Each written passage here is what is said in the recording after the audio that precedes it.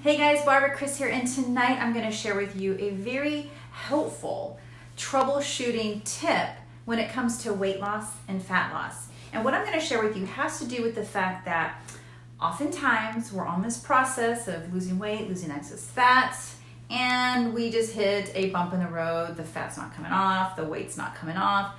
What to do? So I'm going to share with you probably the most common trend that I see in my clients that I work with. And I'm going to share with you what that is and then what we do to help combat that and get them right back on track. So I'm going to share with you those two things. But before I get to those two things, I want to share with you a study that's going to basically really help you understand why and really see how those two things that I'm going to share with you are common and can be addressed in a relatively easy way. All right?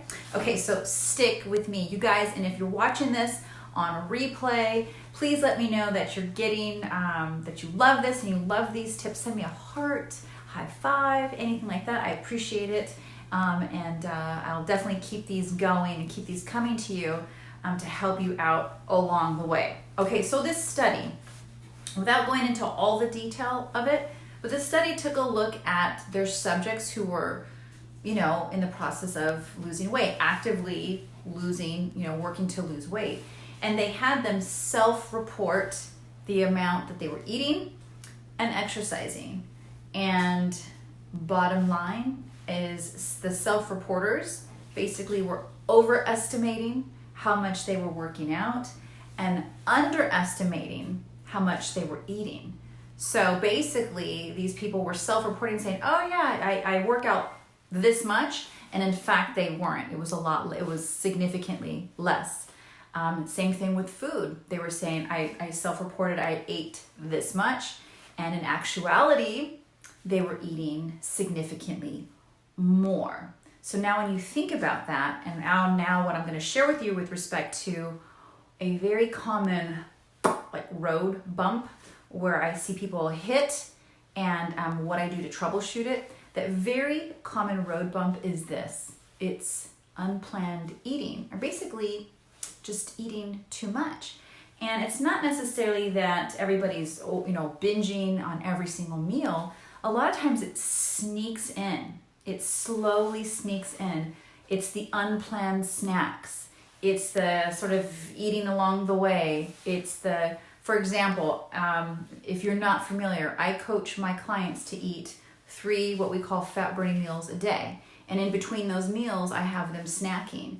Now, there's a structure to what I coach, and it's not rigorous by any means. It definitely is designed to meet people where they are. But if you start adding in these unplanned snacks throughout the day, those things add up, right? And so all of a sudden you get on the scale, you're looking at your body composition, and it's not quite adding up to what your goal is, right? So that unplanned snacking, basically falling off your structure, just kind of falling off plan and sort of winging it, over time can start to take you well away from your goal. So I'm telling you, it's not always just like a very obvious thing, like you just go crazy, every day for 3 weeks. It's hardly that. Most of the time, like I said, it sneaks in. It's these unplanned snacks. It's eating, like I said, outside of the time frames that I recommend my clients to eat. It's doing those things consistently over time. It adds up. So now you think about that study that when these people were self-reporting and they were underestimating their eating. A lot of times with my clients, when they get away from the basics, those are the things that sneak in, these unplanned snacks. So that's I would say one of the most common things that I see is these unplanned eating events. And the key way to help combat that, which is very easy and something you can actually start right now. You guys, drum roll. You're probably thinking it's something very, very fancy, and it's not. It's journaling. I mean, literally, you don't have to have a fancy journal. It can literally be a notebook where you write down what you eat. Like literally, if you are struggling and if you're trying to figure out what the heck is going on, commit to a week. Give yourself 7 days, write down everything you're eating and see if it's lining up with your goals. See if it's lining up with what you're planning to do. And I would say with a high percentage rate, you will find ways that you can improve your eating and your nutrition throughout the week. It'll definitely open your eyes. Now, if you don't want to, if you're not much of a writer, like you sometimes people are just, I just can't sit down and write everything out. An idea is taking a picture of literally everything you eat, whether it's a meal or a snack. Take a picture of it, record it. That way you can go back at the end of the day and really take a look at, okay, so here's some things here I can improve on, or maybe I'm not eating enough. Maybe I'm on the opposite extreme where I'm going way too long without eating. Things like that will be reflected in a journal. And so to wrap up and kind of help you with respect to how to troubleshoot your weight loss and your fat loss journey is really just kind of go back to the basics. Obviously you have to have a plan. Like I said, when I coach my clients, I'm coaching them to eat 3 fat-burning meals a day plus snacks in between, and the timing is important.